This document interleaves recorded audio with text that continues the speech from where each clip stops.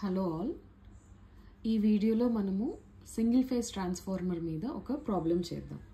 So ఇక్కడ problem చూడండి. So a 400/200 volt transformer ఉంది.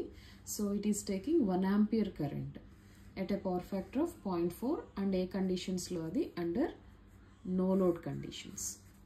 ఓకే, సో అండ్ ఇప్పుడు కండిషన్ ఏమి ఇచ్చారు, if the secondary supplies secondary side మనకి ఒక లోడ్ గనక కనెక్ట్ అయితే ఆ లోడ్ ఎంత కరెంట్ తీసుకుంటుంది, 50 ampere at 0.8 lagging power factor. Okay, so అయితే మనం ఏం కనుక్కోవాలి, ఇలాంటి లోడ్ కండిషన్ ఉన్నప్పుడు ప్రైమరీ కరెంట్ ఎంత. So this is the problem. Okay, so first of all మనము గివెన్ డేటా అనేది చూద్దాం. ఓకే, సో గివెన్ డేటా ఏమి ఇచ్చారు, ప్రైమరీ వోల్టేజ్ ఎంత. సో నేను దీన్ని E1 అనుకుంటున్నా. So E1 is equal to 400 ohms. Next E2 value 200 ohms. Okay, so once ఈ రెండు వచ్చేసాక మనకి లేటర్ ఆన్ డేటాను చూస్తే ఏమొస్తుంది, 1 ఆంపియర్ కదా. సో 1 ఆంపియర్ ఏ కరెంట్, అది అండర్ నో లోడ్ కదా, కాబట్టి ఈ కరెంట్ ఏమంటారు, no load current. So I0 is equal to 1 ampere. Okay, and power factor ఎంత ఇచ్చారు, 0.4 కదా. ఓకే, ఇక్కడ ఉంది చూడండి. ఓకే, 0.4 ఇచ్చారు. So cos phi0 will be 0.4. Okay, so ఇది డేటా. నెక్స్ట్ ఇంకా కండిషన్ ఏమి ఇచ్చారు, లోడ్ కండిషన్లో ఇచ్చారు. లోడ్ కండిషన్లో సెకండరీ కరెంట్ అంటే I2. సో I2 వాల్యూ ఎంత ఇచ్చారు, 50 ampere. And corresponding power factor ఏమి ఇచ్చారు, ఇక్కడ ఉంది కదా. సో పవర్ ఫ్యాక్టర్ ఎంత ఇచ్చారు, 0.8 లాగింగ్ అని ఇచ్చారు. సో ఆ డేటా కూడా ఇక్కడ రాద్దాం. Okay, cos phi2 equal to 0.8 lagging. So నేను అది లాగింగ్ అనేది రాయాల. సో అయితే మనం ఏం కనుక్కోవాలి, ఇంతకీ ప్రైమరీ కరెంట్ I1 అనేది కనుక్కోవాలి.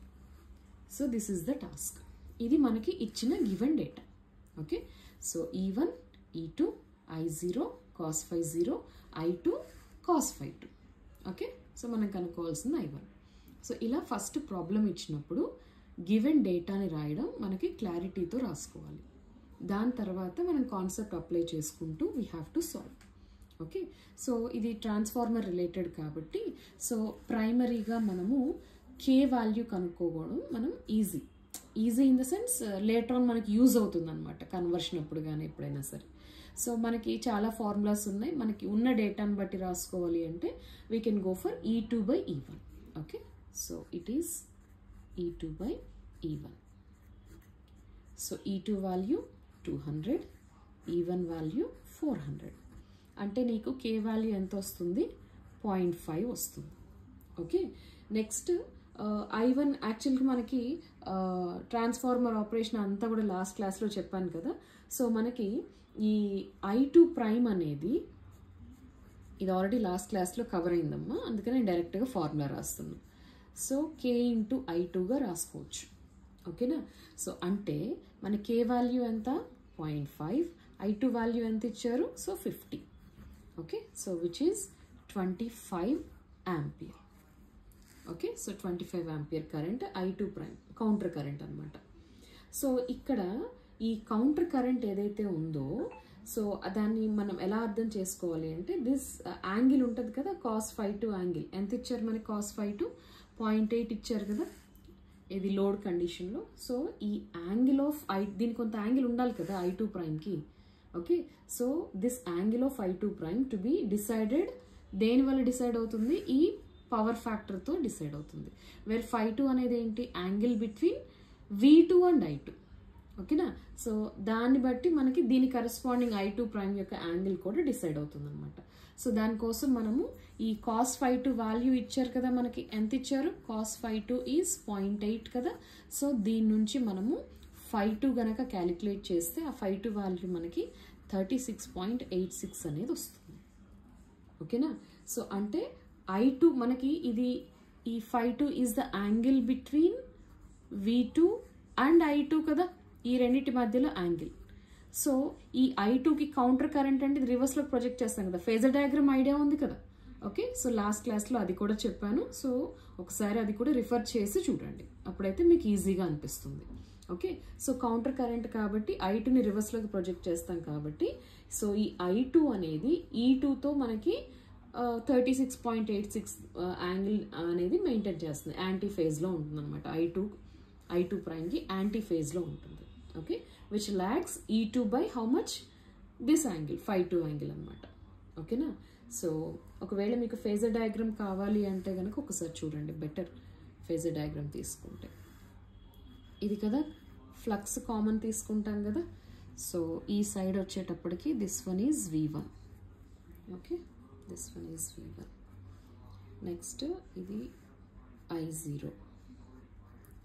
I0కి ఇంత యాంగిల్ మెయింటైన్ చేస్తుంది. V1 నుంచి దీని యాంగిల్ని 50 అని చెప్తారు. నెక్స్ట్ నీకు EMF డెవలప్ అవుతుంది. This is your E1. ఇక్కడ మనకి డేటా చూస్తే E2 is less than E1 కదా, అంటే ఇదేమవుతుంది మనకి స్టెప్ డౌన్ ట్రాన్స్ఫార్మర్ అవుతుంది. కాబట్టి ఆల్రెడీ ఇక్కడ మనం E1 రాసాం కాబట్టి E2 సమ్హౌ అరౌండ్ ఇక్కడ ఉంటుంది. E2 వాల్యూ తక్కువ కదా.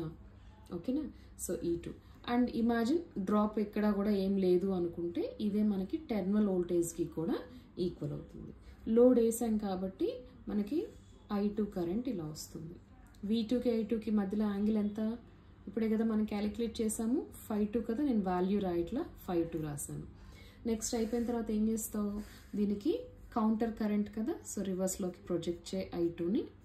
ఓకే, సో ఇది నీకు counter current I2 prime. So ఇది I2 ప్రైమ్ కదా, అంటే ఇక్కడ కూడా యాంగిల్ ఎంత, ఇక్కడ కూడా నీకు 5-2 యాంగిలే ఉంటుంది ఈ రెండింటి మధ్యలో. ఓకేనా, సో ఇది నెక్స్ట్ ప్రైమరీ కరెంట్ ఎలా వస్తుంది, ఈ పాయింట్ నుంచి I0 లైన్కి ప్యారలల్లో ఒక లైన్ డ్రా చేయి. తర్వాత I0 నుంచి I2 ప్రైమ్కి ప్యారలల్లో ఒక లైన్ డ్రా చేయి. ఒక దగ్గర మీట్ అవుతుంది. సో ఆరిజిన్ నుంచి దాన్ని జాయిన్ చేస్తే నీకు ప్రైమరీ కరెంట్ I1 వస్తుంది. ఈ V1కి ఈ I1కి మధ్యలో యాంగిలే 5-1.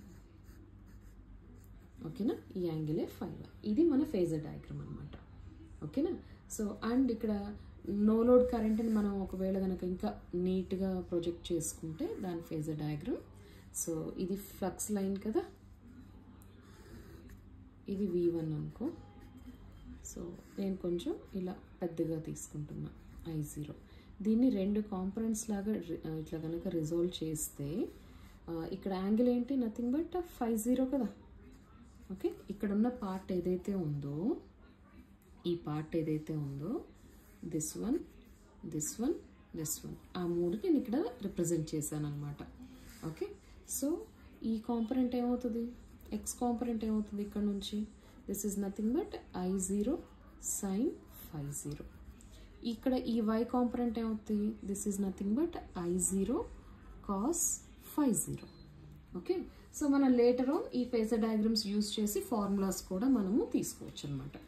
ఓకే, సో ఒకసారి మీరు ఫేజర్ డయాగ్రామ్స్ కూడా లాస్ట్ క్లాస్లో చెప్పానమ్మా, ఒక్కసారి రిఫర్ చేయండి సో దట్ మీకు కొంచెం కంఫర్టబుల్ ఉంటుంది. ఓకే, సో ఇప్పుడు ప్రాబ్లమ్ని కంటిన్యూ చేద్దాం. ఓకే,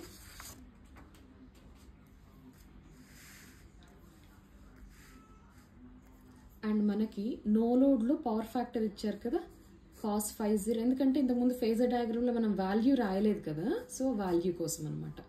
సో దీని నుంచి 50 కావాలి అంటే cos ఇన్వర్స్ 0.4. ఓకే, సో ఈ వాల్యూ మనకి 66.42 degrees అనేది వస్తుంది అనమాట.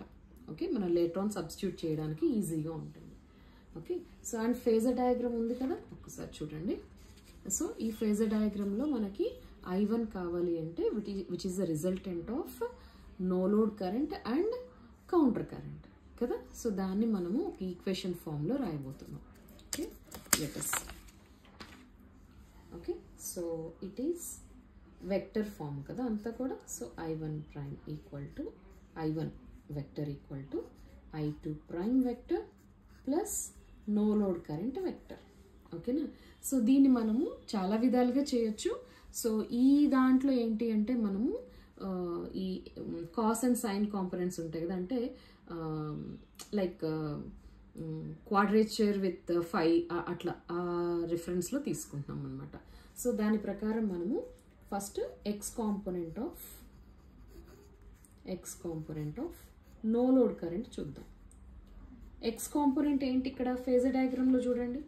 Okay okay so x axis మీద ఏముంది I0 sin φ0 కదా, ఇది ఎక్స్ కాంపోనెంట్ అవుతుంది. వై కాంపోనెంట్ ఏమవుతుంది I0 cos φ0 అవుతుంది. ఓకేనా. So it is I0 sin φ0. ఇప్పుడు నీకు వాల్యూస్ అన్నీ ఉన్నాయి కదా. I0 నీకు డేటా ఏమిచ్చారు, నో లోడ్ కరెంట్ 1 ఆంపియర్ కదా చూడండి. సో డేటాలో ఇక్కడ మనం రాసుకున్నాం కూడా ఆల్రెడీ. నో లోడ్ కరెంట్ ఎంత 1 ampere. Okay so 1 into sin 66.42 degrees. So ఇది మనం సాల్వ్ చేస్తే లైక్ 0.9165 ఆంపియర్ వస్తుంది. ఓకే సిమిలర్లీ y కాంపోనెంట్ కూడా క్యాలిక్యులేట్ చేయండి. y component of I0 which is I0 cos φ0. okay so 1 into cos φ0 0.4 already డేటాలో ఉంది కదా, నేను డైరెక్ట్గా రాసేస్తున్నా. సో నీకేమొస్తుంది 0.4 ఆంపియర్ వస్తుంది. ఓకేనా.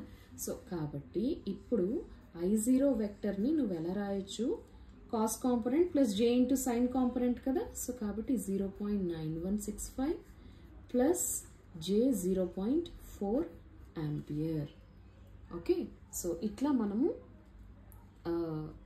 I0కి x అండ్ y కాంపోనెంట్స్లో రాసాం. అలాగే ఇప్పుడు I ప్రైమ్ది కూడా తీసుకోవాలి. అంటే x component of I2 prime will be I2 prime sin φ2. Okay I2 prime ఎంత 25. sin φ2 ఆల్రెడీ ఇంతకు ముందు క్యాలిక్యులేట్ చేసాము 36.86. ఓకే 36.86. సో ఈ వాల్యూ ఏమవుతుంది 15 ఆంపియర్ అవుతుంది. అలాగే y component of I2 prime is I2 prime cos φ2 which is 25 into 0.8 అంటే 20 ampere. therefore I2 prime vector is equal to x component ఏంటి 15 ప్లస్ j 20 ఆంపియర్. ఓకే ఇట్లా మనము no load కరెంట్ని తర్వాత కౌంటర్ కరెంట్కి ఈ రెండింటికి ఎక్స్ అండ్ వై కాంపోనెంట్స్లో రాసాము. ఓకేనా. So ఇప్పుడు మనము I1 కనుక్కోవాలి కదా. సో I1 కనుక్కోవాలి అంటే X component square plus why component square అనమాట. ఓకే ఒకవేళ మీరు ఫేజర్ డయాగ్రామ్ లాగా చూస్ చేసుకుంటే కనుక సపోజ్ ఇది ఎక్స్ యాక్సిస్, ఇదేమన్నా వై యాక్సిస్ కదా. ఇది I2 మనకి ఓన్లీ ఆ I2 వెక్టర్ వరకే డ్రా చేశాను. ఇక్కడ యాంగిల్ ఏమవుతుంది φ2 కదా, ఇంతకుముందు ఫేజర్ డయాగ్రామ్లో చెప్పాను కదా ఆల్రెడీ. జస్ట్ ఇప్పుడు మనం ఆల్రెడీ ఫార్ములాస్తో క్యాలిక్యులేట్ చేసేసాము, కాకపోతే మీకు ఫేజర్ డయాగ్రామ్లో చూపిస్తే ఈజీ. ఈ కాంపోనెంట్ వచ్చేటప్పటికి I2 ప్రైమ్ sin φ2, ఈ కాంపోనెంట్ వచ్చేటప్పటికి I2 ప్రైమ్ cos φ2. అలాగే మనము I1 ఇంతకుముందు I0 కూడా ఇలానే చేసాం కదా. సో అందుకని I2 ప్రైమ్కి కూడా చేశాను. అయితే ఈ రెండింటి రిజల్టెంట్ ఏమవుతుంది మనకి ప్రైమరీ కరెంట్ అవుతుంది. Okay so primary current resultant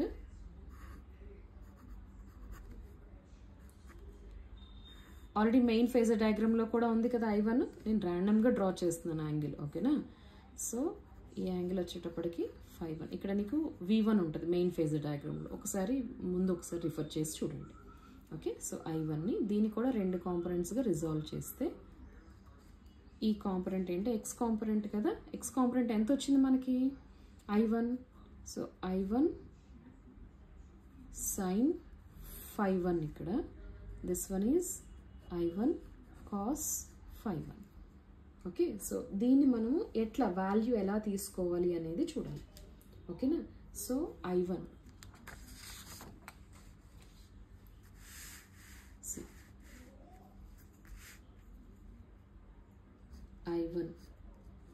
is root of, or else డైరెక్ట్గా ఇలా చెప్పే కంటే కూడా సో మనము ఆ వెక్టర్స్ని యాడ్ చేసి చూస్తే ఈజీగా అర్థమైపోద్ది. ఓకే, సో చూడండి, I1 ప్రైమ్ ఈజ్, ఇది దేని రిజల్టెంట్ అని చెప్పాను, no load current and counter current యొక్క రిజల్టెంట్ అని చెప్పాను కదా ఇంతకు ముందు పేపర్లో రాశాను కదా.